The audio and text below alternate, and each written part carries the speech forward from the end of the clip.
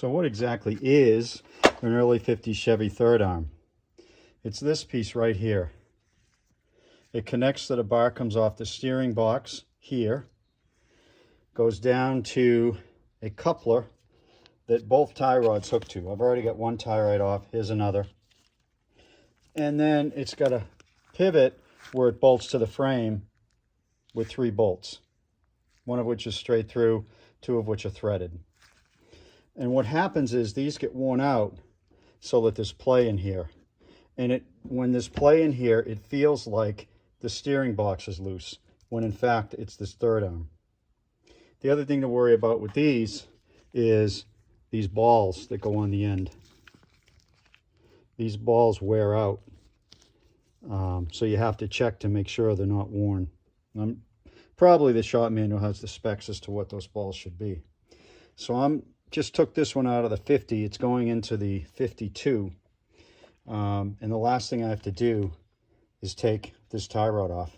This tie rod comes off just like a regular tie rod does. Like this side, this is the suspension side. You just put a pickle fork in here and drive it out. This is the problem. See that moving? It may look like a little, but that is a lot. Basically what it means is when you turn the wheel, this moves before any turning action takes place. This one is shot. Absolutely shot. It needs to be rebuilt,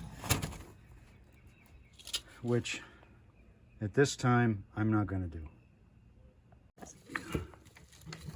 And this one came off the black 50, and it's just coated.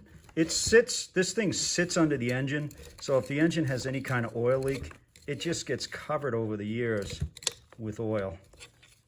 And I don't prefer to put in filthy, dirty parts, so I'm cleaning it up. Just put some engine degreaser on it and cleaning it up. So the best way to get the third arm out is with a tool like this. It's simply a socket with the shape of a flat screwdriver head on the other side. You'll notice that where these balls connect, there doesn't seem to be any kind of bolt or anything. And what happens is the piece surrounds it, and it has a little plug, and the plug is threaded in, and it's got a slot in it. So you take the cotter pin out, put this where the cotter pin was, and just back it out like a regular bolt. You can do it without this, but it's a hassle. Clearance is tight in there, so get one of these. If you can't find one at the store, order one. It's well worth it. And remember, when you change these, change the rubbers. The rubber goes over the piece that holds this in and keeps the grease in. A lot of cars, the rubbers have disintegrated and people don't even know they're supposed to have one, but you're supposed to. All right, it's in. The third arm is in. I adjusted the steering box a bit, and look at this. That's the travel now.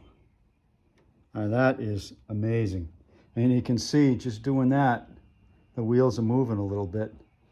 So that went from near a half turn of play to less than a quarter turn. I'm happy.